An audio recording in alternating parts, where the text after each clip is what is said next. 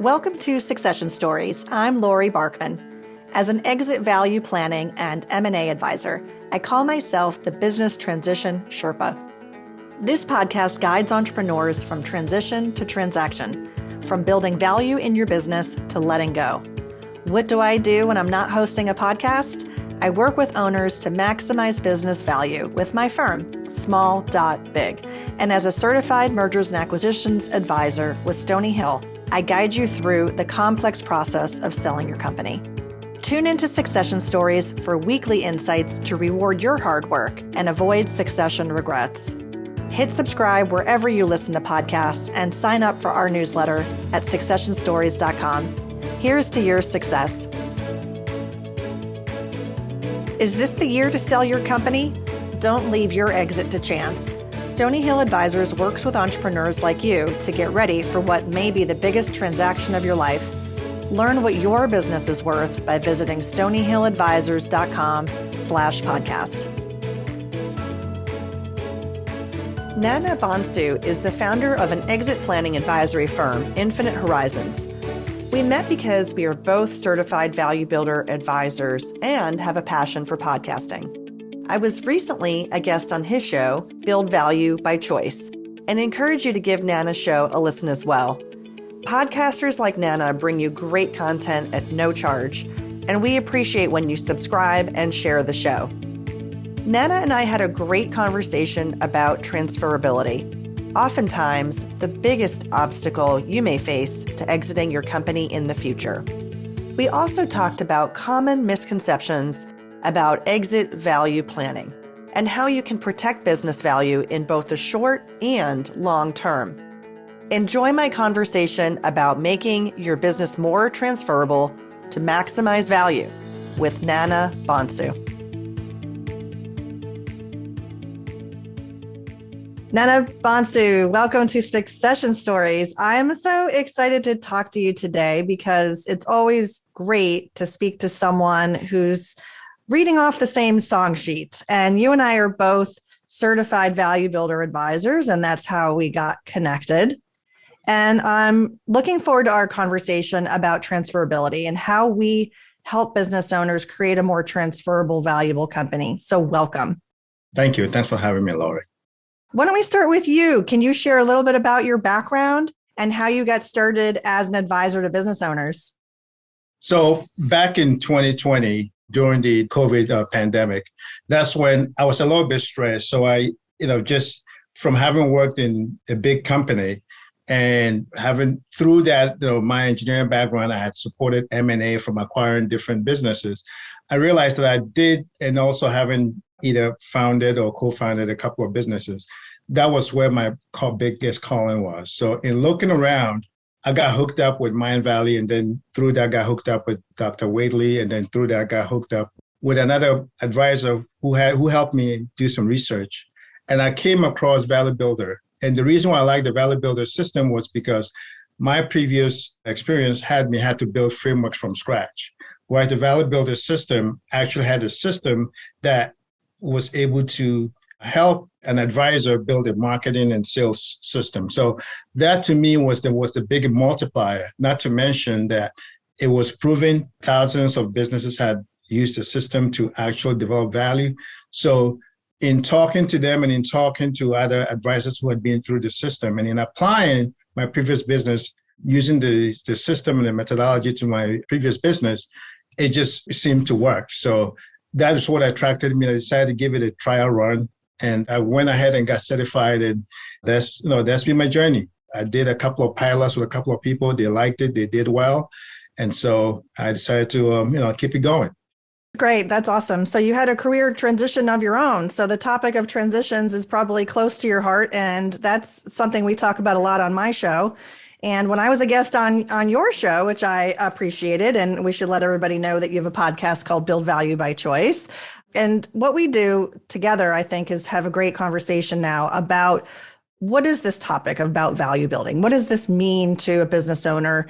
And let's break it down a little bit so folks can understand some of the language we're using here. So Value Builder is a platform. It's a software platform, and we use it as advisors with wonderful learning modules. But of course, we're bringing something to the table too, which is our experience. And with all of your engineering experiences and technical companies and your strategic planning background, I'm sure that, again, you bring a lot of things to the table with your clients. So let's talk a bit about value drivers. There are roughly 8 of them. If we boil them down, which value drivers do you focus on first with your clients? I tend to focus on the growth potential, and that's because it's tied into what is called the Scalability Finder. Even though it's not one of the value drivers, to me, that is the fundamental. And a Good to Great book, has had a huge influence on my strategic, planning thinking as far as business. And it talks about the hedgehog concept. So as I look at the Scalability What is that? Finder, What is hedgehog? A hedgehog is, as you know, is a little animal that, anytime a predator comes after it, it can roll itself into a ball with spikes to fend people off. So it's just about identifying 3 key intersecting things that makes you unique, you're passionate about, and drives your economic or your resource engine. And once you figure that out, then you can start growing on it and start differentiating yourself and then applying technology to accelerate that for long-term, building to last and being able to transfer it for building a legacy and longevity. So that to me is the core start, the foundation. If you don't have the right foundation, you hang in the leaves off of the wrong trunk. So let's go a step deeper. We're talking about driving growth. Why is that so important? Why is that the first answer you gave me? Why growth potential? Well, because a couple of things. Number one is, at some point, the one thing that is for certain is that everybody's going to exit or leave this planet at some point or retire at some point. But if we look at that as a certain point, right, let's just draw that a line as your finishing line, right? Whether it's voluntary or involuntary, somebody's going to have to take it over, right? And so the question is, the value is, that's the starting point for that person. So how much growth, right? How much runway do they have after they take over from your finish line, right? And so that is key as far as the growth potential for your business, because it's not about your past performance, it's about the future potential for your financial performance. And that's why that is so important. I think it's also probably worth noting size matters for companies. And companies of a certain size, we do talk about the size discount. Oftentimes people say, oh, well, what's the revenue threshold? It's probably around 5 million, 10 million, certainly a million and under, where you have more Main Street businesses are viewed as more risky because it tends to be so centered around the owner. And a company that is larger in revenue, that's more well-established, that has the financials behind them to show, as you said, it's about the future potential, but it is also, isn't it, about what financials are in place today? Because if there's going to be a transfer of ownership, the new owners want to know that there's going to be a predictable flow of future, if the future cash flows need to be there. And if it's all about the business owner and the business is so tied to that owner, the success is so tied, then it could hamper that growth potential, right? It won't be as transferable. So I agree with you that growth potential is a great place to start. I do also want to acknowledge that the financial side plays into it as importantly because of the reasons I just said. What do you think about that? No, I mean, they're kind of interrelated. And I think that is absolutely spot on. And maybe that's probably because I just kind of assumed it's kind of embedded, it's kind of woven in there somehow, because the growth potential has to do with the growth in profits. So, if you had the last 3 years, if you were able to grow profits, 10 to 20% a year, if you're not going to grow that same amount, the next, couple of years, then your valuation is going to come down. So the growth, is the growth in size, the growth in the revenue, the growth in your profits, right? And of course, the reduction in the risk. So that's what makes it. So they are definitely interrelated. The financial performance and the growth potential are absolutely 2 key drivers to look at. Who is your most important customer? The person who buys your business. Stony Hill Advisors works with owners to maximize the value when you're ready to sell. Get started today with a business valuation by visiting stonyhilladvisors.com/podcast. You mentioned the Scalability Finder. You're Mm. referring to one of the modules in the platform, which Right. is a fantastic module. I use it also in workshops that I do just to give people a sense of what does it mean to create a scalable business? As you were saying earlier with this hedgehog concept, where if we can discover what is a niche, what is that market niche? What differentiates the business? What should they be scaling on? And then how to do it. Maybe you could explain the Scalability Finder exercise just at a high level so we get a sense of what it is from a nuts and bolts standpoint we're talking about. Yeah. So the key thing is that you cannot just grow in everything, because if you grow the wrong thing, you may need to. So, for instance, we're in a current environment where there's acute labor shortages and acquisition of talent, and there's inflation, all these different things. So the key thing is you have three things to identify using the Scalability Finder or your hedgehog, right? You look at what do you buy and sell, right? What products and services do you buy and sell? And so the question then is, how teachable are those products and services? And so you mentioned about the owner dependency earlier. If your products or services are highly teachable, then the owner doesn't have, that means the owner doesn't get to not be as involved as much, right? And then you take that and you say, okay, how valuable is it? How much can you differentiate yourself from other competitors or other folks in your industry for that particular product or service, right? And so that intersection then provides you something, because if the customers don't care about it, that's not going to drive your economic engine very well, right? And then on top of that, you find out, okay, how repeatable is it? Then you just say, okay, because if it's not repeatable, if it's just a one-time thing, again, that is not going to drive, growth, right? It's just not economically viable. So you have those three inner circles. Once you have that, then you have the products and services that can grow, that can scale, that way, if you focus on differentiating yourself on those things, then you have the springboard in which to grow, to scale, to make your business more transferable. Excellent. For business owners that you talk to, how do you think they would answer this question? And the question is, what's the biggest obstacle you're facing in transitioning your company in the future? That's been a survey question that's been out there from organizations like BEI, and they've asked that.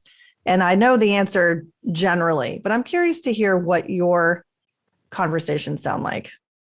Yeah, I mean, it's kind of varied, but it tends to come down to two things. That the main thing typically is that they don't think anybody could do their work as well as they can, because after all, the business, a lot of times, especially if they started the business, it's based off of their intellect, their certain spirit that they had that you can't just transfer to somebody. And so that is normally, the biggest thing, which is that nobody can run the business as well as they can. The business will lose its identity.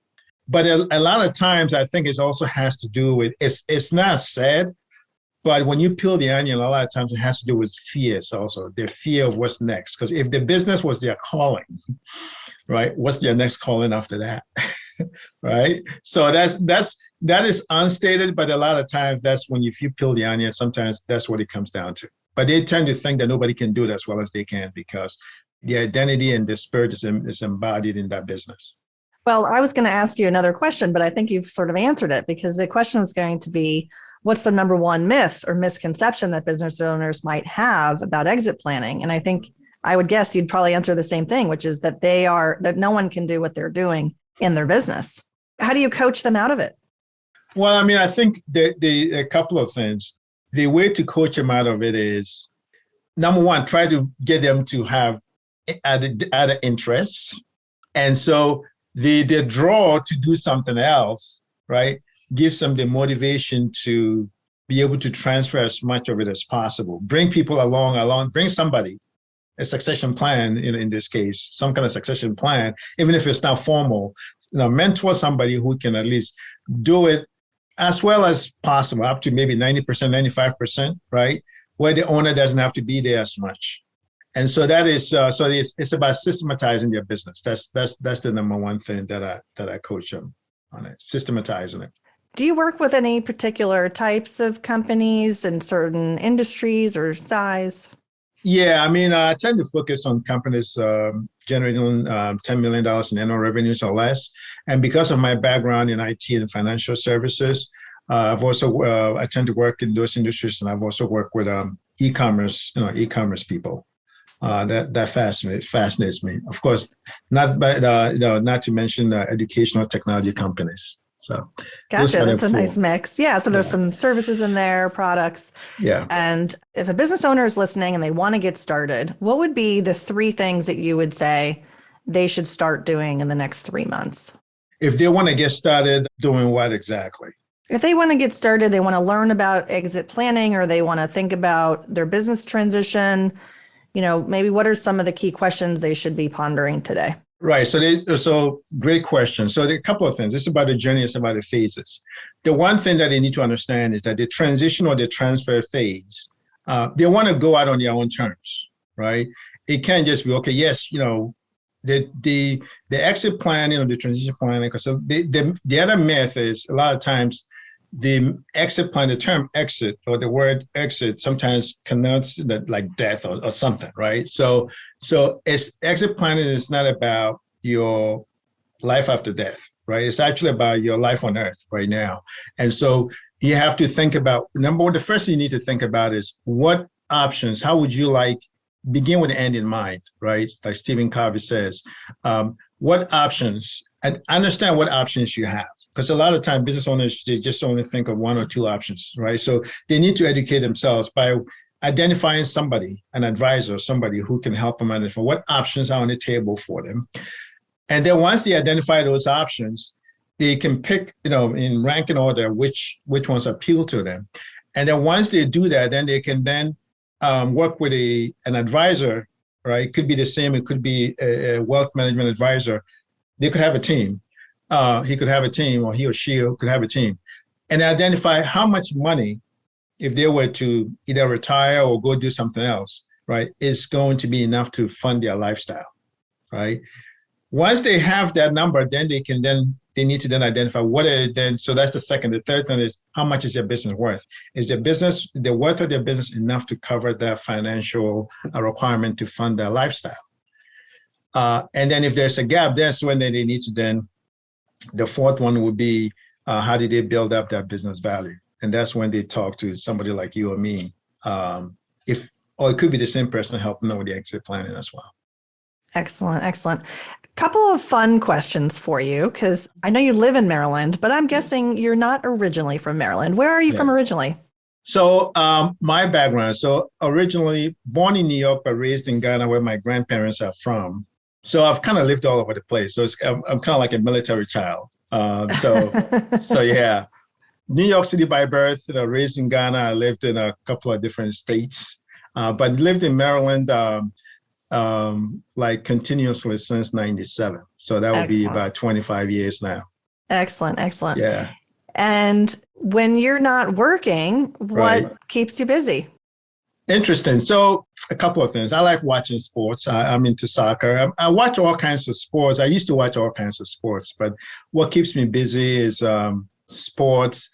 I like walking around the neighborhood. That interests me quite a bit, and spending time with family. So, yeah. Some of the simpler things in life. I love it. Very simple. Yeah. Okay. Well, last question for you, or rounding out two questions. One is if you have a favorite quote that inspires you, you'd like to share. Well, I mean, Benjamin Franklin said, "Don't put off till tomorrow what you do today." You do not, as a business owner, want to put off this idea of transition planning, because that is part of the business planning process. And so the sooner you can talk to an advisor about it, the better off that you'll be. You don't want to have any regrets, sometime down the line. So that would be my favorite quote. That's a great quote, because it's not, exit planning isn't a negative. It is part of business planning. It's something that every owner should do. I love that. If people want to get in touch with you, Nana, what's a great way for them to reach out and find you? Yeah, they can reach me on LinkedIn or Facebook. They can also reach me via email, nbonsu@infhorizons.com. Yeah, or they can go to our website, infhorizons.com. Awesome. Nana, thanks so much for being with me today. It was really fun. Thanks for having me.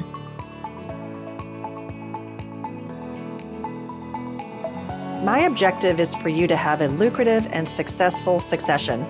If you want to understand the value of your company today, that's a great place to start. The sooner you understand what creates value and what detracts from it, the more time you'll have to close the gap if there is one. Hundreds of business owners have taken my complimentary business assessment. As a first step, schedule a call with me by visiting meetlaurie.barkman.com. That's meetlaurie.barkman.com.